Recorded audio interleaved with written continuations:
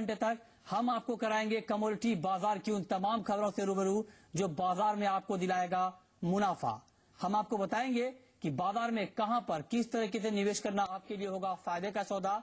साथ ही हम बात करेंगे आज उन कमोडिटीज के बारे में भी जहां पर आज अच्छा खासा एक्शन देखने को मिलेगा। लेकिन सबसे पहले नजर हेडलाइंस पर।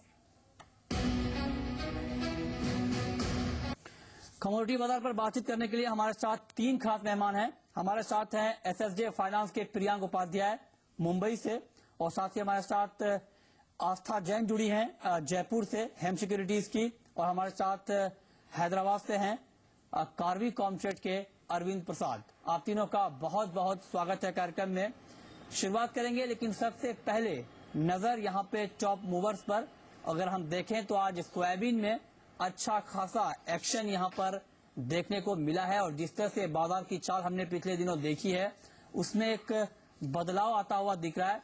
और अगर हम सोयाबीन की बात करें तो जिस तरह से यहाँ पर गिरावट आई है, इंदौर में भाव करीब 25 रुपए तक लुढ़का है, वायदा बाजार में 35 रुपए की गिरावट है, 1% तक डिमांड 1% तक बाजार लुढ़का है। डिमांड कम है, सप्लाई ज्यादा है, इससे बाजार का सेंटीमेंट कमजोर हुआ है। हाजिर बाजार में डीओसी की मांग भी कम हुई है, इसने भी बाजार पर दबाव बढ़ाया है। तो ये कुछ अहम फंडामेंटल हैं। ऐसे में हेम सिक्योरिटीज का मानना है कि बिकवाली करिए, 3750 के लेवल पे टारगेट होगा 3650 का, स्टॉप लॉस आप 3835 पर लगा सकते हैं। इसके अलावा अगर हम बात करें मेंथा की तो तेजी मेंथा में भी है, और करीब 8 रुपए की मजबूती है मेंथा में, 1040 के ऊपर है एमसीएक्स पर मेंथा का भाव।